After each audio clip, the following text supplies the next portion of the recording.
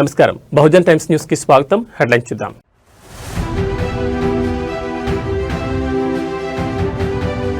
నేటి నుంచి ప్రధాని మోడీ 3 దేశాల పర్యటన.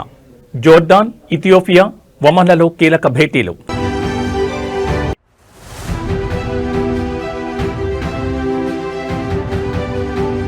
గన్నవరంలో టీడీపీ వర్సెస్ వైసీపీ. మాజీ ఎమ్మెల్యే వల్లభనేని కలిశారనే అక్కసుతో దాడి.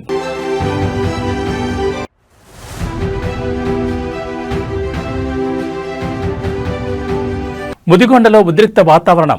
గెలిచిన బీఆర్ఎస్ అభ్యర్థి ఇంటిపై కాంగ్రెస్ నాయకుల దాడి.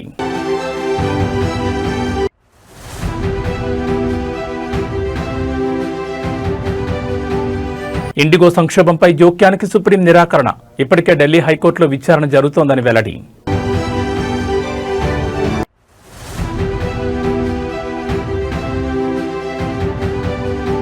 ఢిల్లీని కమ్మేసిన దట్టమైన పొగమంచు. తీవ్ర స్థాయికి చేరిన వాయు నాణ్యత సూచి. ఇక డీటెయిల్స్ చూస్తే ప్రధానమంత్రి నరేంద్ర మోడీ ఈ రోజు 3 దేశాల పర్యటనకు బయలుదేరి వెళ్లారు. ఈ పర్యటనలో భాగంగా ఆయన జోర్డాన్, ఇథియోపియా, ఒమన్ దేశాల్లో పర్యటించి ఆయా దేశాల అగ్ర నాయకులతో సమావేశం కానున్నారు. ద్వైపాక్షిక సంబంధాలను మరింత బలోపేతం చేయడమే ఈ పర్యటన ముఖ్య ఉద్దేశం. విదేశీ వ్యవహారాల మంత్రిత్వ శాఖ వెల్లడించిన వివరాల ప్రకారం ప్రధాని తన పర్యటనలో భాగంగా మొదట జోర్డాన్ చేరుకుంటారు. ఆ దేశ రాజు అబ్దుల్లా బిన్ అల్ హుస్సేన్ ఆహ్వానం మేరకు అక్కడ 2 రోజులు పర్యటిస్తారు. భారత్, జోర్డాన్ మధ్య దౌత్య సంబంధాలు ఏర్పడి 75 సంవత్సరాలు పూర్తయిన సందర్భంగా ఈ పర్యటనకు ప్రాధాన్యత ఏర్పడింది. ఇరు దేశాల మధ్య సహకారం, ప్రాంతీయ శాంతి, భద్రత వంటి అంశాలపై ఇరువురు నేతలు చర్చించనున్నారు. అనంతరం మంగళవారం ఇథియోపియా ప్రధాని అబీ అహ్మద్ అలీ ఆహ్వానం మేరకు ప్రధాని మోడీ ఆ దేశంలో పర్యటిస్తారు. ప్రధాని హోదాలో మోదీ ఇథియోపియాకు వెళ్లడం ఇదే తొలిసారి. ఈ పర్యటనలో ఇరు దేశాల మధ్య మైత్రి, సహకారాన్ని మరింత ముందుకు తీసుకెళ్లే అంశాలపై చర్చిస్తారు. చివరిగా డిసెంబర్ 17, 18 తేదీల్లో ప్రధాని ఒమన్లో పర్యటిస్తారు. ఒమన్ సుల్తాన్ హైదర్ బిన్ తారిక్ ఆహ్వానం మేరకు అక్కడికి వెళ్లనున్నారు. ఇరు దేశాల మధ్య దౌత్య సంబంధాలు ఏర్పడి 70 ఏళ్లు పూర్తవుతున్న నేపథ్యంలో ఈ పర్యటన జరగనుంది. వాణిజ్యం, పెట్టుబడులు, రక్షణ, ఇంధనం, భద్రత వంటి పలు రంగాల్లో వ్యూహాత్మక భాగస్వామ్యాన్ని సమీక్షించడమే లక్ష్యంగా ఈ పర్యటన సాగనుంది. ప్రధాని మోడీ ఒమన్లో పర్యటించడం ఇది 2వసారి.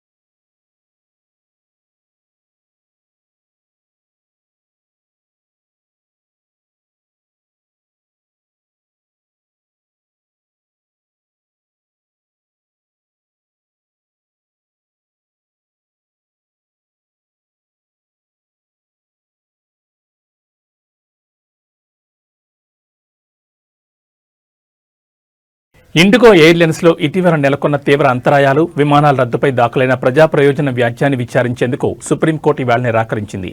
ఈ అంశంపై ఇప్పటికే ఢిల్లీ హైకోర్టులో విచారణ జరుగుతున్నందున అక్కడే తమ వాదనలు వినిపించాలని పిటిషనర్కు స్పష్టం చేసింది. ప్రధాన న్యాయమూర్తి సూర్యకాంత్ నేతృత్వంలోని ధర్మాసనం ఈ పిల్ను విచారించింది.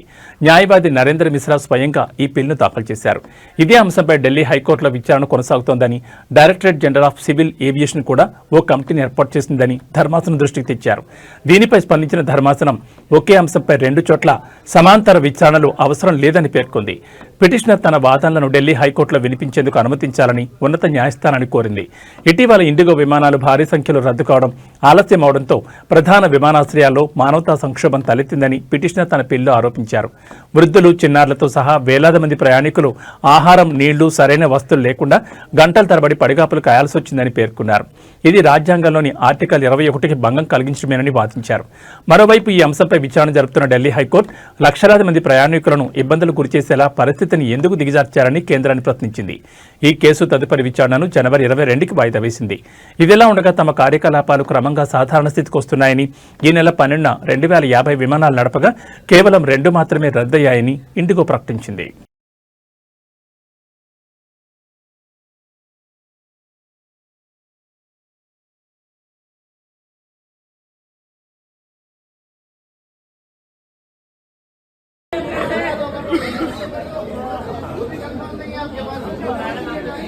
अगर ये जवाब नहीं दे पा रहे तो इंडिया लेवल तो होंगे ना,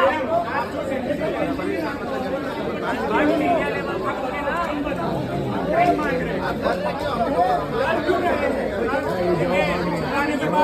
हम भी पागल हो रहे हैं। अरे वो अपने सारे प्रेशर है, वो सपोर्ट करने भैया।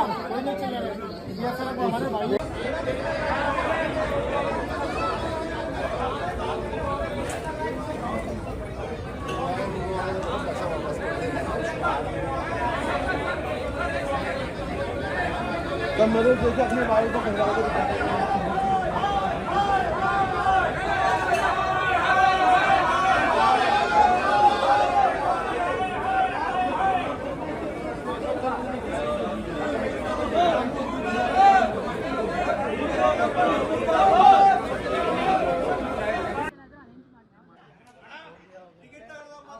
ಅಲ್ಲ ಕನ್ನಡಕ್ಕೆ ಟಿಕೆಟ್ ಬೇಕು, ಕನ್ನಡಿಗೆ ದುಡ್ಡು ಬೇಕು, ಕನ್ನಡ ಏರ್ಪೋರ್ಟ್ ಬೇಕು, ಮತ್ತೆ ಕನ್ನಡ ಬರೋದಿಲ್ಲ.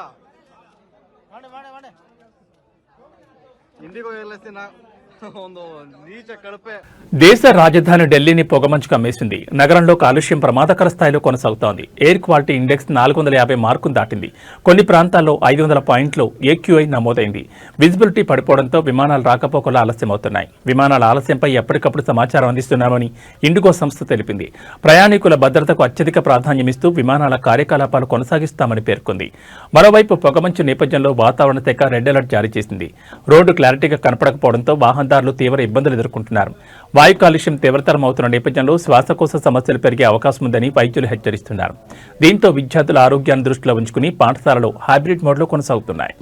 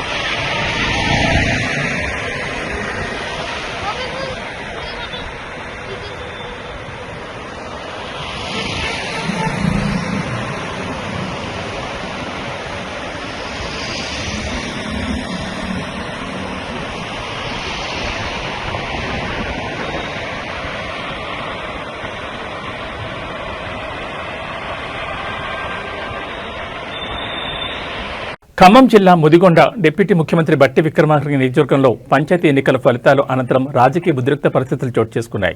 ముదిగొండ మండలం లక్ష్మీపురం గ్రామంలో ఎన్నికల్లో ఓటమిని జీర్ణించుకోలేని స్థానిక కాంగ్రెస్ నాయకులు గెలిచిన బీఆర్ఎస్ సర్పంచ్ అభ్యర్థి ఇంటిపై దౌర్జన్యానికి పాల్పడ్డారు. లక్ష్మీపురం గ్రామంలో జరిగిన 2వ విడత పంచాయతీ ఎన్నికల్లో బీఆర్ఎస్ పార్టీ తరఫున సలీమా సర్పంచ్గా గెలుపొందారు. ఈ విజయాన్ని జీర్ణించుకోలేని ఓడిపోయిన కాంగ్రెస్ సర్పంచ్ అభ్యర్థి అనుచరులు స్థానిక కాంగ్రెస్ నాయకుల ఆధ్వర్యంలో దౌర్జన్యానికి దిగారు. సలీమా ఇంటిపై కర్రలు రాళ్లతో దాడికి పాల్పడడంతో గ్రామంలో తీవ్ర ఉద్రిక్త పరిస్థితులు నెలకొన్నాయి. ఈ దాడి నేపథ్యంలో ఇరు వర్గాల మధ్య తోపులాట, ఘర్షణ వాతావరణం ఏర్పడింది. దాడి ఉద్రిక్త పరిస్థితుల సమాచారం అందుకున్న పోలీసులు వెంటనే లక్ష్మీపురం గ్రామానికి చేరుకున్నారు. పరిస్థితిని అదుపులోకి తీసుకురావడానికి ప్రయత్నించి ఇరు వర్గాలను చెదరగొట్టారు. పోలీసులు రంగంలోకి దిగడంతో పరిస్థితి కొంత శాంతించింది.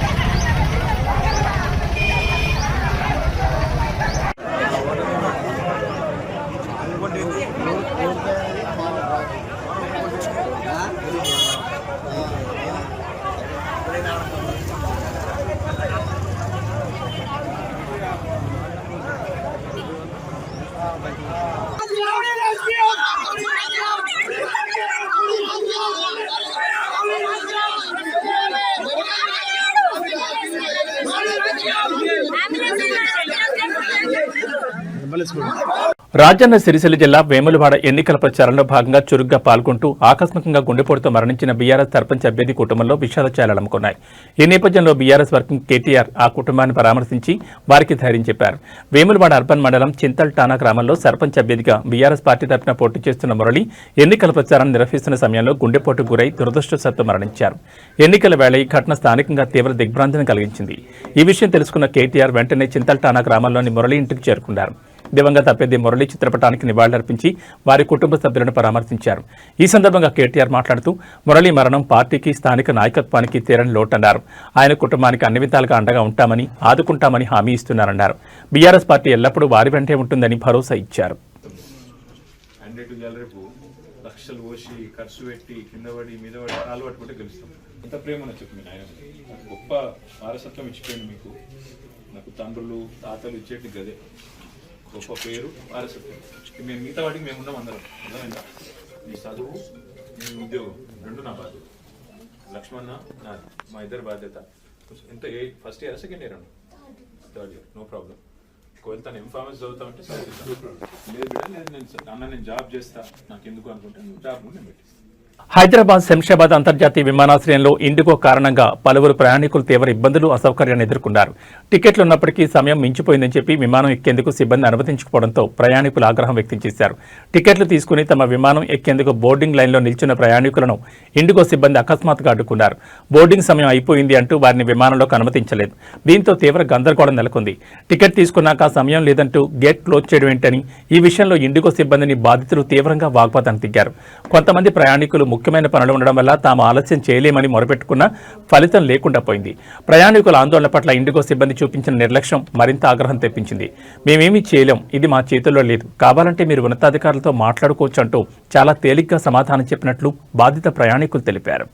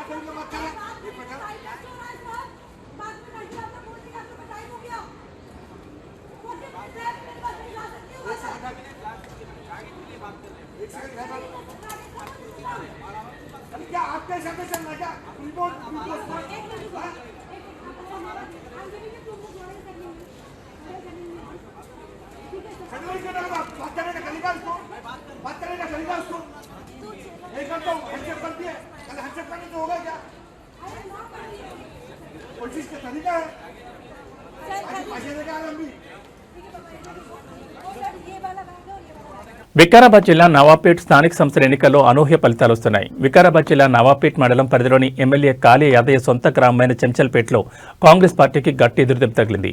ఈ గ్రామ పంచాయతీ ఎన్నికల్లో కాంగ్రెస్ పార్టీ బలపరిచిన సర్పంచ్ అభ్యర్థి ఓటమి పాలయ్యారు. కాంగ్రెస్ అభ్యర్థిపై ఇండిపెండెంట్ గా పోటీ చేసిన అనసూజ అనంతరాములు గెలుపొందారు. మరీ ముఖ్యంగా జనరల్ కేటగిరీలో పోటీ చేసిన కాంగ్రెస్ పార్టీ అభ్యర్థిపై బీసీ వర్గానికి చెందిన మహిళ అయిన అనసూజ అనంతరాములు విజయం సాధించడం గమనార్హం. చిచ్చల్పేట గ్రామ సర్పంచ్ అభ్యర్థిగా గెలుపొందించినటువంటి గుడిసె అనసూయ గారికి మరియు 10 వార్డులు గెలిచినటువంటి మన వార్డు మెంబర్లకి అందరికీ శుభాకాంక్షలు తెలియజేస్తున్నాం. ఇంకోటి ఈరోజు జరిగిన విషయం ఏంటంటే ఈ ఎలక్షన్కు ముఖ్య కారణం చాలా ఉంది. మన మండల్ లెవెల్లో కానీ ఒక డిస్టిక్ లెవెల్లో కానీ దీనికి ప్రత్యేకత ఉంది. ఏ విధంగా అంటే జనరల్ ఉంది. ఆ జనరల్ నిలవడం ఎందుకంటే జనరల్ అంటే ఒకరికే అవకాశం అని ఉంది. ఆ జనరల్లో నిలవడం మన బీసీలకు అన్యాయం జరుగుతుందని, బడుగు బలహీన వర్గాలకు అన్యాయం జరుగుతుందని చాలా మార్చారు.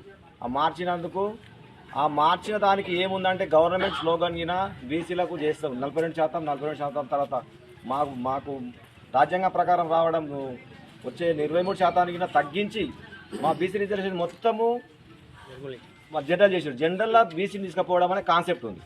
ఆ కాన్సెప్ట్కు తూట్లు వచ్చినందుకు కాబట్టి మేము ఖచ్చితంగా మేము ఇలా వాడాలి, మేము సాధించాలి. కాబట్టి సాధించాలని అందరి పట్టుదలతోని అందరి సపోర్ట్తోని బలహీన వర్గాలను తొక్కడము నేర్చుకోరు. కాబట్టి ఆ తొక్కడానికి మేము దాన్ని ప్రత్యేకంగా మొత్తం వ్యతిరేకించి స్వతంత్ర అభ్యర్థిగా నిలబడి పోటీ చేయడం జరిగింది. వాళ్ళందరి కృషితోని వాళ్ళందరి సహకారంతో ప్రతి ఒక్క సర్పంచ్ అభ్యర్థిగా కాన్సెప్ట్ తీసుకొని మనం ఖచ్చితంగా గెలిచి చూపెట్టాలని గెలిచిర్రు. అందుకే వాళ్ళందరికీ మాకు ఇంత పెద్ద విజయానికి ఇచ్చినందుకు వారందరికీ మేము ప్రత్యేక కృతజ్ఞతలు తెలియజేస్తున్నాం. నెల్లూరు మేయర్ స్రవంతి రాజీనామాను జిల్లా కలెక్టర్ హిమాంశు శుక్లా ఆమోదించారు. స్రవంతి రాజీనామా లేఖను కలెక్టర్ ఉన్నతాధికారులకు నివేదించారు. అనంతరం కలెక్టర్ ఆమోదం తెలుపుతూ నిర్ణయం తీసుకున్నారు. దీంతో ఈ నెల 18న జరగాల్సిన కార్పొరేషన్ మీటింగ్ సాధారణ సమావేశంగా మారింది. నూతన మేయర్ని ఎన్నుకునే వరకు ఇన్ఛార్జ్ మేయర్గా రూప్ కుమార్ యాదవ్ వ్యవహరిస్తారు. మేయర్ రాజీనామా ఆమోదంతో వైసీపీ నేతలు ఆశలు వదులుకున్నారు. మరోవైపు టీడీపీ నేతలు ఆచితూచి అడుగులు వేస్తున్నారు.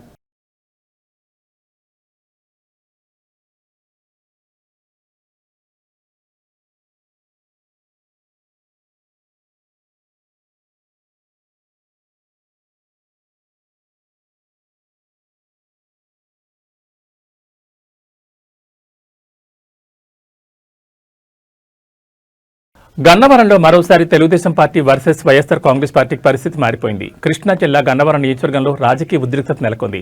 గన్నవరం మండలం మర్లపాలెం గ్రామంలో వైసీపీ కేడర్పై దాడి జరిగిన ఘటన స్థానికంగా కలకలం రేపుతోంది. మాజీ ఎమ్మెల్యే వైసీపీ నేత వల్లభనేని వంశీని కలిశారన్న అక్కసుతో ఇద్దరు వ్యక్తులపై దాడి జరిగిందని వైసీపీ నేతలు ఆరోపిస్తున్నారు. ఈ దాడికి టీడీపీకి చెందిన వ్యక్తులే పాల్పడ్డారని వారు చెబుతున్నారు. సమాచారం మేరకు మధ్యాహ్నం సమయంలో ఒక కుటుంబాన్ని పరామర్శించేందుకు వల్లభనేని వంశీ మర్లపాలెం గ్రామానికి వెళ్లారు. ఈ సందర్భంగా అదే గ్రామానికి చెందిన ఖమ్మంపాటి శ్రీధర్, ఖమ్మంపాటి రామ్మోహన్ రావు వల్లభనేని వంశీమోహన్ కలిశారు. అయితే వంశీని కలిసిన కారణంగానే వీళ్ళిద్దరిపై కక్ష పెంచుకున్న కొందరు వ్యక్తులు హాకీ స్టిక్స్ తో దాడికి పాల్పడ్డారని వైసీపీ వర్గాలు ఆరోపిస్తున్నాయి. దాడిలో శ్రీధర్, రామ్మోహన్ రావులకు తల, చేతులకు తీవ్ర గాయాలయ్యాయి. వెంటనే వారిని పిన్నమనేని హాస్పిటల్ తరలించి చికిత్స అందిస్తున్నారు. ఈ ఘటనతో గన్నవరం నియోజకవర్గంలో రాజకీయ ఉద్రిక్త వాతావరణం నెలకొంది. ఘటనపై పూర్తి వివరాలు తెలియాల్సిండగా పోలీసులు కేసు నమోదు చేసుకుని విచారణ చేపడుతున్నారు.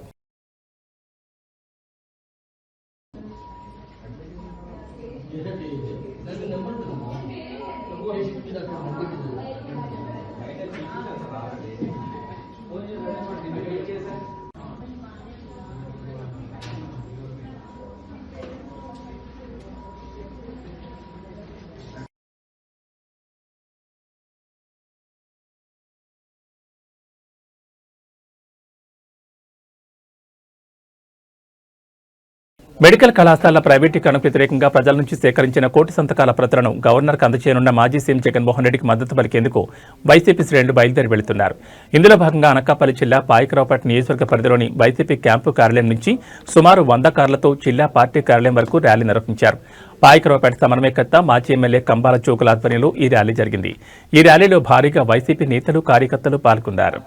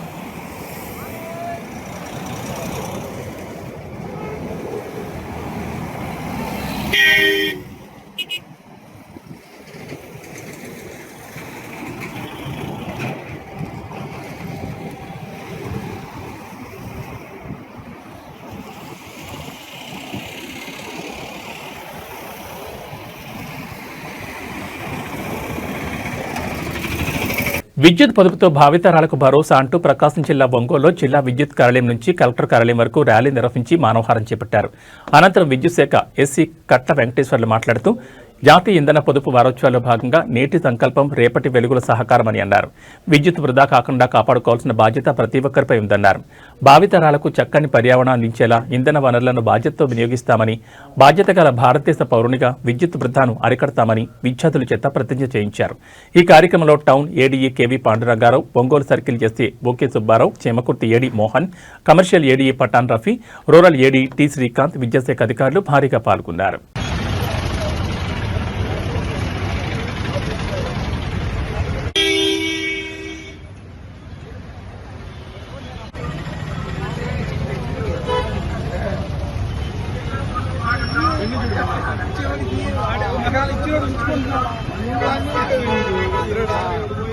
ఈ పని చేస్తే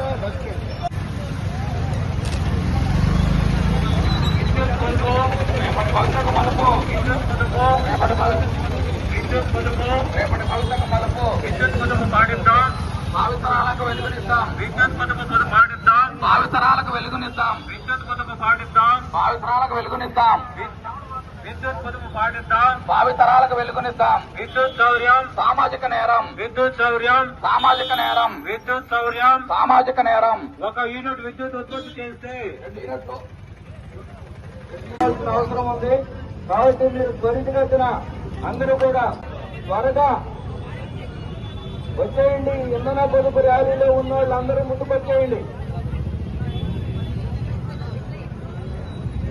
పొదుపుగా వాడుకోవాల్సిన బాధ్యత ప్రతి ఒక్కరి మీద ఉంది. లేదంటే భావితరాలు ఆత్మసాక్షిగా జాతీయ ఇంధన పొదుపు వారోత్సవాల్లో భాగంగా డిసెంబర్ 14 నుంచి 20 వరకు ఈ సంవత్సరం ఇంధన పొదుపు వారోత్సవాలు నిర్వహించిన విధంగానే ఈ సంవత్సరం కూడా నిర్వహించడం జరుగుతూ ఉంది.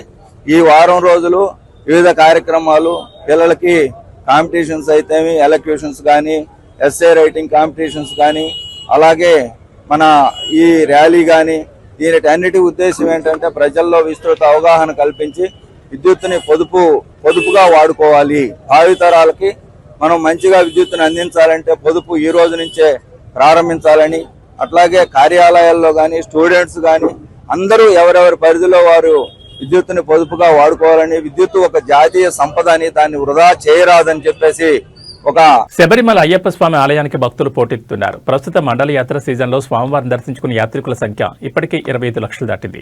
గత ఏడాది ఇదే సమయంతో పోలిస్తే ఇది గణనీయమైన పెరుగుదలని అధికారులు తెలిపారు. రద్దీ పెరిగినప్పటికీ పటిష్టమైన ఏర్పాట్ల కారణంగా దర్శనాలు సజావుగా సాగుతున్నాయని Sabarimala chief police coordinator ADGP S Sreejith ఇవాళ ఒక ప్రకటనలో వెల్లడించారు. గత ఏడాది ఈ సమయానికి సుమారు 21 లక్షల మంది భక్తులు రాగా ఈసారి ఆ సంఖ్య 25 లక్షలు దాటిందని ఆయన తెలిపారు. యాత్ర ప్రారంభమైన తొలి రోజుల్లో అధిక రద్దీ కనిపించినా సకాలంలో తీసుకున్న చర్యలతో పరిస్థితిని అదుపులోకి తెచ్చామన్నారు. వర్చువల్ క్యూ పాసులలో కేటాయించిన తేదీల్లో కాకుండా వేరే రోజుల్లో భక్తులు రావడమే ప్రాథమికంగా రద్దీకి కారణమని ఆయన స్పష్టం చేశారు. కేటాయించిన తేదీల్లోనే వస్తే అందరికీ సౌకర్యవంతంగా దర్శనం లభిస్తుందని సూచించారు. ఈ సీజన్లో వారాంతాల్లో కంటే 10 దినాల్లోనే భక్తుల తాకిడి ఎక్కువగా ఉంటోందని శ్రీజిత్ పేర్కొన్నారు. ఈ నెల చివరి నాటికి రద్దీ మరింత తీవ్రమయ్యే అవకాశం ఉందని అంచనా వేస్తున్నామన్నారు.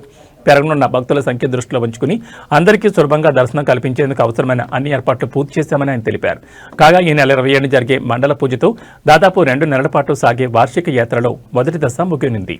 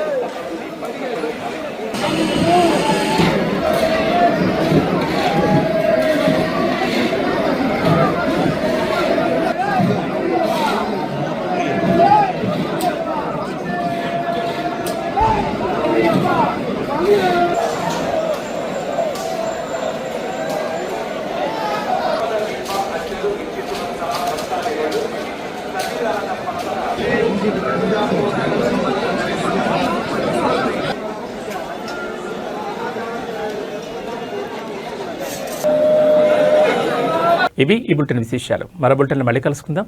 నమస్కారం.